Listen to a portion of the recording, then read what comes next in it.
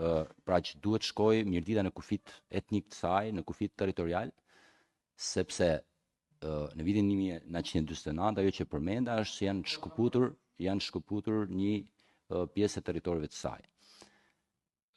Këto mund diskutohet pastaj dhe të shihen më mira se si mund të shërbejë qytetarëve, patjetër edhe me shtimin e bashkive, pra nuk është të thonë që do të ketë një bashki Mirdit edhe quhej bashkia Mirdit, po mund të jetë edhe bashkia Rupik, është sërish një qytet, ka qenë një bashki, e cila po të shohim sot bashkit. Po me situatën aktuale, nëse nuk shtohet territori, ju mendoni që duhet të shtohen këto bashki brenda bashkisë aktuale Mirdit? Po patjetër, nëse shtohet territori mund të shtohen edhe bashki. Jo, pa u shtyp territori. Me aktualin që keni si bashki Mirdit, mendoni që duhet rifragmentuar territori i bashkisë tuaj në bashkime të vogla? Po.